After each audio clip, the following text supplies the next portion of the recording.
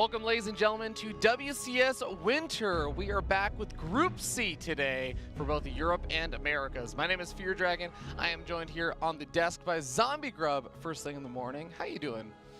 It's early, but I'm doing pretty well. Thank you. I feel like we've gotten used to the sleep schedule at this point, though. That's a lie. Well, I don't know about you, but I got 12 hours of sleep, so. I got a ton of sleep, and yet I still woke up at 5 in the morning. Was like, well, I don't know, like, should I just go back to sleep? No, Yeah. I didn't. Bodies suck. But you know what doesn't suck? This event, because if you aren't familiar, it has a super cool format. 32 players managed to qualify for WCS Winter, and we are currently in Group Stage 2. That means that there are 16 players left, not including the players that have already been knocked out yesterday and the day before. And 8 of these players are going to make it to the next stage, which will be a round robin, which then leads into a top 6 offline playoffs, which is in a King of the Hill style format. I always say it's the King of the Hill style format, and then I see people saying like, oh, King of the Hill is not a good format, blah, blah. The caveat there is that it's King of the Hill, but it's all seeded by how you do on the round robin. So everyone earns their spot in how far along that King of the Hill they end up. Yeah, it sounds actually really awesome, and I hope that when you guys see it in action, then you'll be convinced that it is cool. Absolutely. And of course, this is for a pretty awesome prize pool as well. $60,000 for Europe and Americas, each one of them getting $60K, totaling up to $120,000 on the line for WCS Winter. $12,000 of first place for each one of the respective regions, and any of the players that get knocked out around here earn about $975. Yeah, nice chunk of change, even for getting dropped out 4th. Yeah, earning a grand for getting knocked out in this group stage, definitely not too bad. Yeah, of course they had to make it to the last group stage too. They did.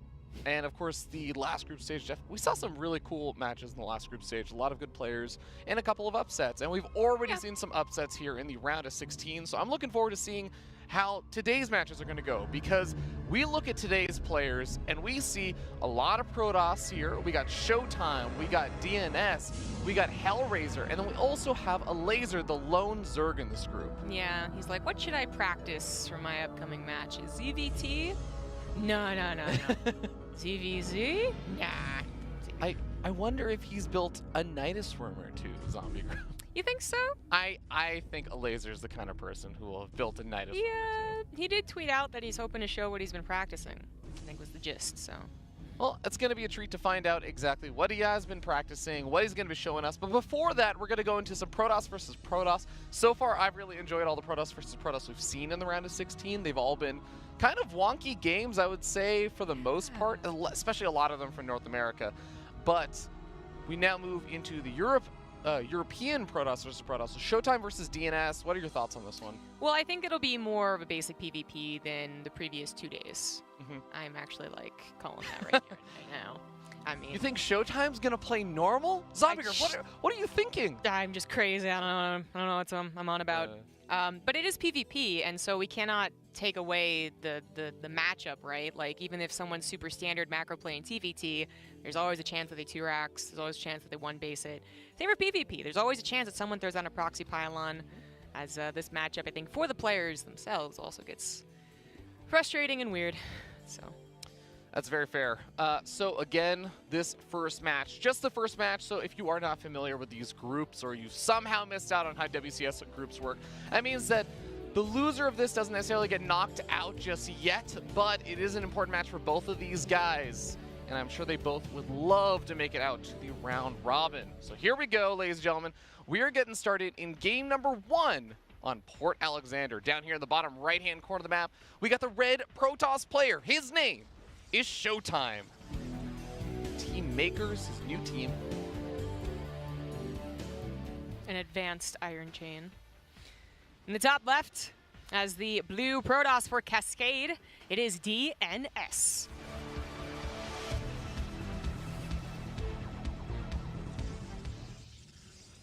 DnS, I know back in the day, like sometime during last year, used to have a little bit of a reputation as being very good at Protoss versus Protoss, right? Well, there's one of the Ting tournaments, he was able to like 5-1 Neo or something. So that kind of like set in motion as like, okay, maybe this is his year, maybe this is his matchup, right? I wasn't necessarily like I think like the next week or 2 weeks after that, like Neeb slapped him down in reverse. Like, it was like, no, that was not how it was going to go down.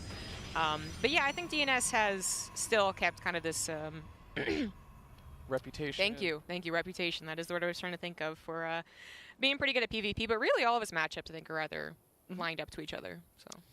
Okay, well, I'm sure that he's been practicing a lot of PvP as well, knowing that he has 2 other Protoss players to play in his group, and ShoWTime is one of the toughest ones to get in your group, and especially as your first match. ShoWTime, a very well-renowned Protoss player from Europe, arguably the best European Protoss player. Of course, arguably, there are some other really good ones. But ShoWTime had some magnificent results last year. Some would say it was a little bit disappointing, but I mean, getting a finals showing at WCS Leipzig at the beginning of the year, having a lot of other good showings and making playoffs pretty consistently. ShoWTime is a force to reckon with. So what is DnS going to be doing in this PvP? What is ShoWTime going to be doing as well? Well, we already said that ShoWTime might be the one to play a little more the macro sense, just believing that in general he is the better player. And you brought up last year, and yes, it was, I guess, overall a bit disappointing for him, you know, when he started off the year so great, when in 2017 he was also kind of that, you know, one of the powerhouses. It just turns out that Cyril's it was his 2018, so it was kind of hard to be anyone else last year. It was kind of grand staged by him. Yeah, exactly. But then ShoWTime has seemed to have just been putting in the hours. I mean, there's one thing you can depend on ShoWTime for. It's like his rigidness, right? Like his work ethic, exactly. And it seems to be really paying off. Everyone's saying that he's looking like a beast. He kind of got to show it in the round of 32 group, but, you know, by getting on top. But then I think we're going to continue seeing him getting on top until, like, well, I guess the round robin. Can you really get on top? Yeah, I guess you could. Yeah, I mean, you can win everyone. Yeah. Yeah, I am really looking forward to seeing how that goes as well. If ShoWTime can make it to that stage, and I really like what you mentioned about work ethic, because I love watching the ladder, and I love watching how many games everyone's playing, how everyone's doing in MMR.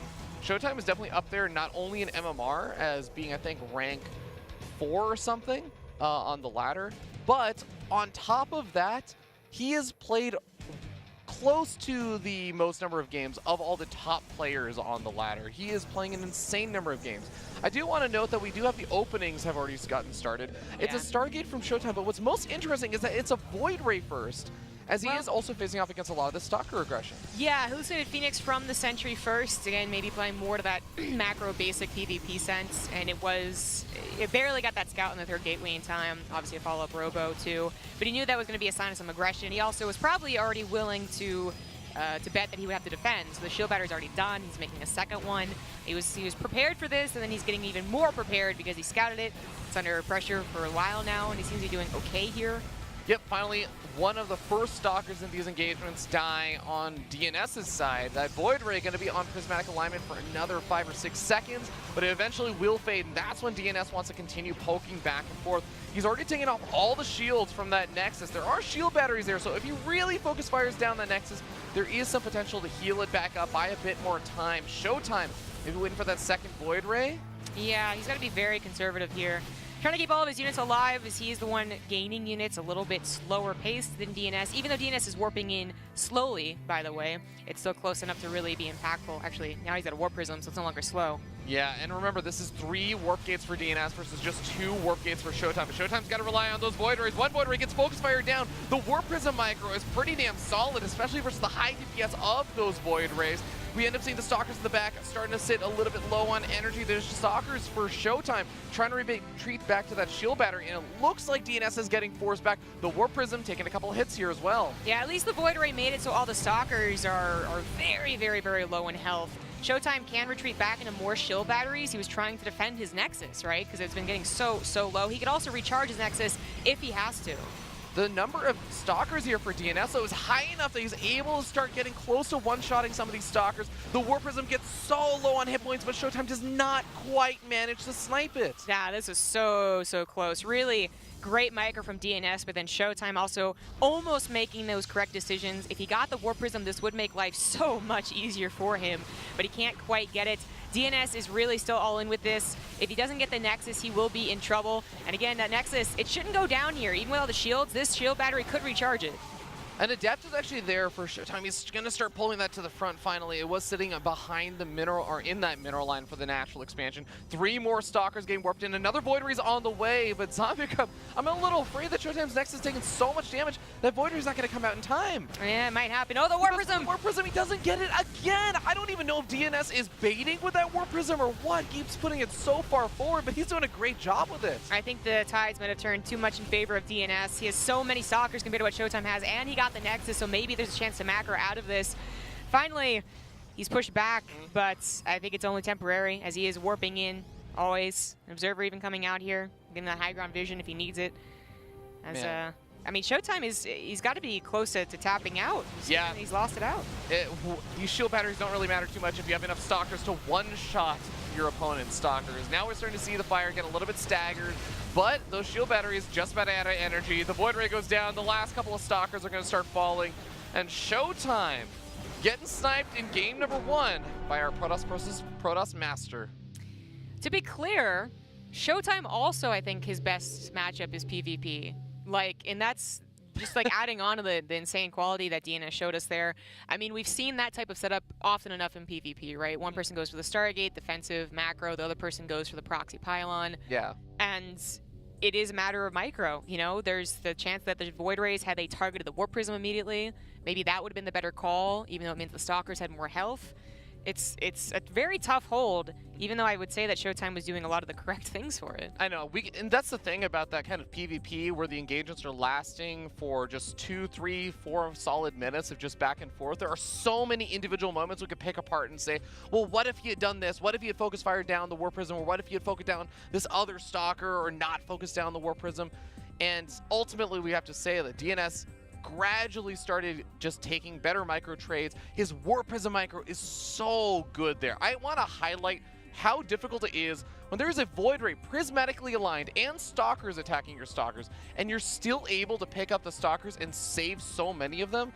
I am so impressed with that micro from DnS. The most impressive thing that you can only you can try and be good with it, but it's also a little bit of luck, is that Warp Prism constantly got down to the last bit of health. That's all of the Stalker shots going on it and not quite killing it. So it really was great at tanking. A Warp Prism tanked a ton of shots. Exactly, and that's why I was wondering, you know, is DnS doing this on purpose?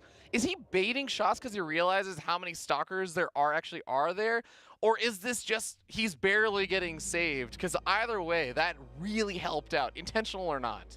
Yeah, that was really sick there. DnS might be looking for more opportunities to be the aggressive one on ShoWTime, but since it is PvP, I would imagine that ShoWTime also is willing to be like, nah, I'll show you how it's really done, man. Yeah, of course, that was ultimately, when we look at it, kind of an all-in, a very, very aggressive attack. I mean, there was no expansion or anything. He had to get some damage done. There was no intention of expanding immediately after that. So that is one style of PvP that we can see play out. We absolutely could just see not necessarily super fast expansions. That sometimes happens in PvP, but it's never a guarantee. But I really want to know, how does game number 2 go? How does ShoWTime react? Is he going to play a little more safe? Is he going to play a little bit more standard or something? I mean, the ability chose, right, with the safety, hallucination, sentry first, so you can get the scout down, and the Stargate can help with the Void Ray. It's not, it doesn't feel like it's bad build. Maybe not the most ideal to up against that. Maybe Immortals, right, would have been the easier choice, but we'll see. Maybe that does deter him from here on out not to go for that Stargate. And that would be great for DnS. He's already in ShoWTime's head. Indeed. We're going on to new repugnancy for game number 2 as we start down here in the bottom left-hand corner of the map. Top of the red Protoss player, the #1 seed in the group. He is ShoWTime. Team Makers.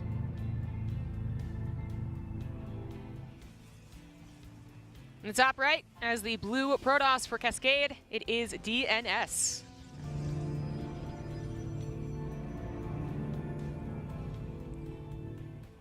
I want to give due credit to DnS and say that I think he absolutely, as we saw in that last game, he's capable of beating ShoWTime. But at the same time, I think a lot of people's predictions would have still been, well, ShoWTime makes it out in the winner's match just because it's ShoWTime. He's so good. There's so much respect around him. It's not necessarily the same level of surprise as Vindicta beats Neve or something, or someone beats Cyril, but I would say it still kind of blows this group maybe a little bit wider open if DnS is able to just immediately take ShoWTime down to the lower bracket match. I agree with you. It'd still be a surprise, even though we know DnS's PvP is great. And in general, he's been a player that's been waiting for that breakout performance. It seems like it was just a matter of time. That would be great for him, but it would be a shock. And it would be also a shock for maybe ShoWTime, who, I mean, he's in the same boat as DnS. He probably looked at this group and said, oh, cracks a lot of PvP. Yeah. Right?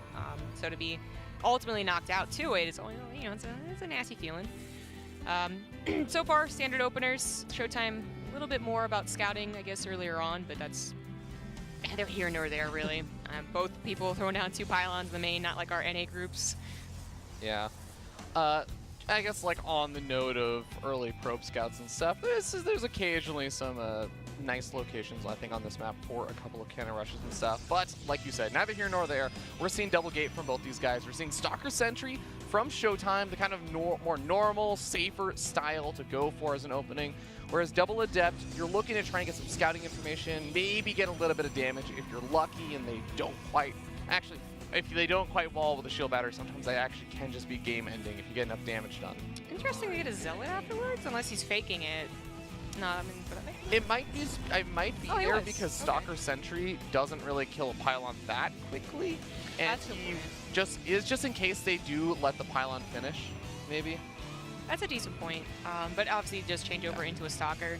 The Sentry First really has become one of the more popular builds with how the meta changes constantly, it feels, for PvP. And it usually does go into that saber path, but in this case we do have a third gateway, and it's DnS with the Adept openers going into that Stargate, very common follow-up when we see that. He does have 2 Stalkers ready to intercept a possible Phoenix hallucination. That's what could happen. Yeah, by the way, the Adepts are making their way all along the south side, but then a probe for ShoWTime goes all the way up to the north side, throws down a proxy pylon.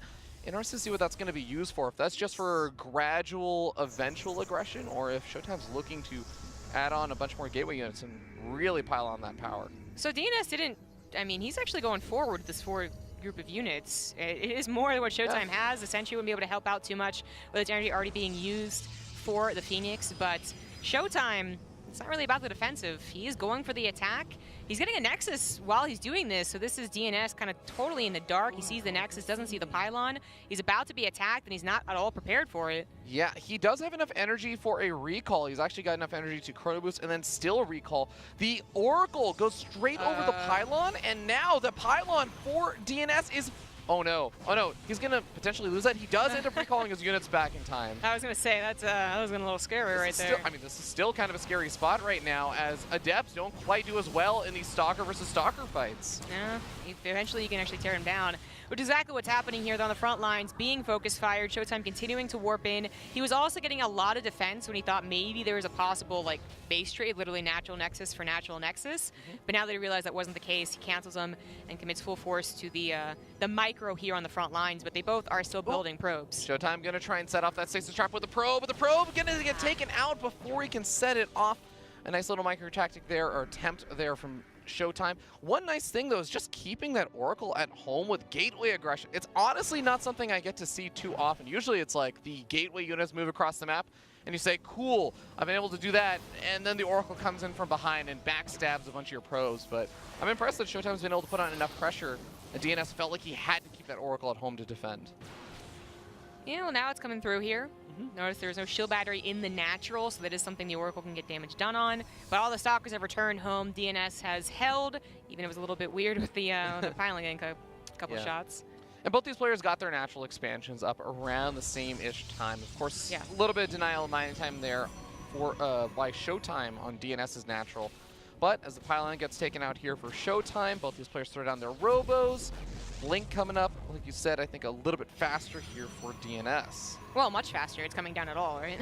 Actually, wait, yeah, we don't even have a Twilight Council down for ShoWTime yet. Yeah, exactly. So no tech. I mean, we do see that kind of 2 pathways you can take as you get into the mid-game PvP. Eventually, I mean, there's going to be micro decisions made, and micro just showing itself how good it can be from DnS primarily. But eventually, this goes more into like, okay, who's going to do that +2 attack?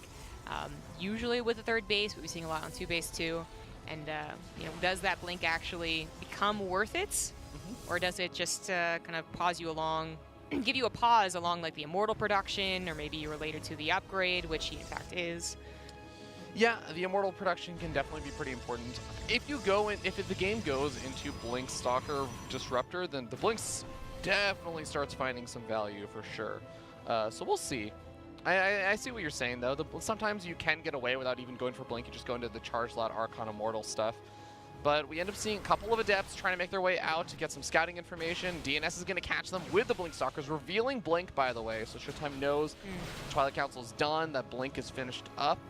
And he's been sending pretty consistent Hallucinating Phoenix with the 3 sentries he got, which is actually quite a few sentries for the scout. Yeah, well, it feels very conservative, you know, like if you will not be running out of Hallucinating Phoenix if that's what you're allowed to do. And then in this case, if they weren't Blink Stalkers, you could try and force field them forward and take some better trades. But because they're Blink Stalkers, it's actually DnS showing us the Micro trying to take on a Sentry. Actually does get a Stalker there and keeps, I believe, all of his Stalkers alive, even if they're injured. Yeah, exactly. You actually managed to snipe off 2 Stalkers during the entirety of that fight, so really well done and controlled there by DnS. Like you said, keeping the Stalkers alive, they'll regenerate most of those shields. That's a lot of gameplays. Yeah, also finishing off that Warp Prism, ShoWTime may be feeling like this is going to be his time to move out soon. Gateway's finishing up here for DnS, and we do have +1 weapons finishing up for both sides at about the same time. Okay, nice. ShoWTime sets off the Stasis Trap nice and early. I do expect both of them really to go into a 3rd Nexus, but as, you know, ShoWTime's getting the Templar Archives right now, and he is being pressured, so we can't just easily send a probe out there. So maybe, but it's like, again, it revolves so much more around this +2, like, I feel like 80% of the time in PvP. DnS is going to keep tabs on the army, though, and say, like, oh, you are going to push me a little bit prematurely. His 3rd Nexus is to the north. So if ShoWTime were to go south, that wouldn't really be ideal. And there is ShoWTime's 3rd Nexus. Oracle immediately scouts that out and actually drives back into the natural. The shield battery is kind of far forward, so the probes have to pull off of mining for a little bit to try and go back to the safety of that shield battery, which is now out of energy. So is the Oracle, though. So ShoWTime going to get away without really taking too many losses there. But Charge is finishing up here for ShoWTime, and we already have Charge finished up for DnS. Is ShoWTime going to make that push out as +2 weapons about more than halfway done now? That was a Warp Prism that just died. I was like, well, he didn't make an Oracle, it just died there. Yeah, that Warp Prism, nothing going to the north has worked out for ShoWTime, the Adepts, the Warp Prism now. He's going to have to rebuild that. It's 200 minerals, which isn't maybe the most expensive thing, but it is time on that Robo, and clearly he had a plan to actually utilize that somehow, and it's not going to work out. Both are waiting for the 3rd Nexus to finish up, even workers, even tech, but ShoWTime does have that +2 a little bit faster. It's also interesting how they both expanded. DnS knows more about what ShoWTime's doing than ShoWTime does. I actually really like DnS's position, just not substantially better, but just a little bit better, because I feel like almost everything, like you said, has been tied up. The only difference is I feel like DnS has been getting a lot more of these Zealot weapons a lot sooner than ShoWTime. And now he's going to catch 2 of the Immortals very quickly. Some force fields come down, but the Archons knock those force fields down. The Immortal barely survives with the 3rd base. I don't think he can save this. Now, he was totally out of position. He missed that army completely. Hallucinated Phoenix missed their 3rd base completely. And DnS takes a very strong fight to start to this fight, as he was up in army supply. Their upgrades had evened out by that point. DnS just playing the stronger game. The Stalkers really did a great job of controlling the map and keeping tabs on what ShoWTime was doing, taking pot shots when they could, and then ShoWTime was blinded more than you would think with his sentries being on high number. Yep, we end up seeing the Adepts moving forward, sniping up a couple of workers. This is going to give ShoWTime a mild worker advantage, but it's 44 workers to 44 workers, and unfortunately, as much as this is nice for ShoWTime, he's still going to be down that 3rd base, so DnS can just pump out workers 3 at a time, and ShoWTime is not even looking at signs right now of actually making workers. Yeah. It was still so interesting that really good damage. It was, yes, that those Adepts actually did quite a bit. But going back to that 3rd base location, again, he didn't realize where DnS was taking his. It seems like he totally figured this was the default base. Like his Phoenix went directly to it. Where actually you would maybe think this would be the default base, because it's the high ground versus this one, right? He was on the low ground. It's usually, when we look at 3rd bases, we consider that. Now he's taking this high ground one as he realized DnS, in fact, was on a 3rd base this entire time. I think he figured that out, but this is the first time that he scouted it entirely. Oh, tough spot here for ShoWTime. He's already sitting down 0-1 in this series. He's going to keep making his Archons. He's going to keep getting up that massive army, because this is that point in PvP where even if you are a bit down in maybe some of your economy and stuff, your army is still looking good, and as you get closer and closer to that maxed out point, you can still make a magnificent engagement happen with just really, really good control, really good positioning, and potentially some good micro to focus fire down the right units. He's got a lot of Zealots here.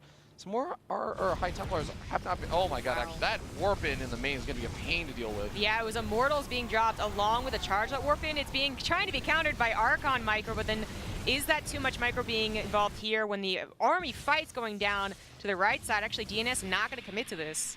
Yeah, DnS did commit most of his Immortals over to that main base engagement, so it seems like even though DnS has a lot of units over at that low ground, he wants to pull back, and he is going to be able to try and move up this ramp. This is a weird angle for DnS to try and move up, though. It was kind of weird from ShoWTime, too, though, right? Like, actually chasing after that army, it seemed like maybe he was paying attention to the main fight and just let his army get AI'd. Maybe it was on purpose, though. Like, it could be wrong. It's just that all of his charge lots were behind his Archons. So I was like, that seemed a little weird. Man, what's also really big is that +3 weapons is finished up here for DnS, and that means that those Zealots are going to disappear a lot faster. The Archon fire, the Immortals are going to pack even more of a punch. DnS retreats back to his third, regroups, warps in a couple more Archons, and might be able to go again. I don't know that DnS or that ShoWTime will be able to take a fight, especially if he loses a bunch of Zealots like this. Yeah, ShoWTime being oddly aggressive for the one that's behind an upgrade here. He should have clicked on the army by now and seen, okay, I'm behind in an upgrade, but it might just be desperation, you know? He figures he can't win into a long PvP. I'm afraid he won't be able to win here either, though. It's a bit of a standoff right now because both these players know that this is a choke point. ShoWTime's going to be the first one to blink, though. He tries to move forward, and the Zealots try charging forward, but they're going into their own death with so many Archons here for DnS. DnS starts taking a massive supply lead, and with the Zealot buffer gone, the Archon buffer gone here for ShoWTime, you end up seeing that DnS is plowing on through. 2-0 for DnS. Very impressive result there. Should be very proud of that, especially since it's still possible that the winner's match might be a PvP. Yeah. I feel really confident. Taking down ShoWTime, even in a matchup that's considered a little bit weirder, is still a feat. And DnS, this might be his chance to really finally shine if he makes it through this group in first. Yeah, and I mean, it's not even just off the back of that first game, which was clearly a bit more of an all-in one-base attack there from DnS trying to shut down ShoWTime. He was going for an expansion. That second game was just DnS playing really, really well. He got up this Stargate, he got up the Stargate for the Oracle. He did have to defend a little bit against ShoWTime's pressure, but then he was just doing a great job with that. And the Blink Stalker control you were talking about was getting so many nice little free pickoffs, pulling ShoWTime apart, making him feel very defensive, and also shutting down his vision. He did a great job with that and played the macro game. He probably like halved the amount of Hussein Phoenix there could be because the Force Fields, the Guardian Shields had to be used. And then on top of that, he managed to avoid any of the Phoenix that were around. They didn't scout the third base, they didn't scout the army movement, and that was the biggest thing. Like, they were pretty even up until that army just was suddenly at the third base and ShoWTime wasn't anywhere near it. That was a big difference maker. Well, with that said, of course, DnS does move on to that winner's match, as we discussed before, and we will see if he's going to be facing off versus a Laser or Hellraiser. That is going to be the next match, by the way. A Laser versus Hellraiser. The Lone Zerg facing off versus his first Protoss in Group C. Find out in just 5 minutes' time who's going to come out on top of that one.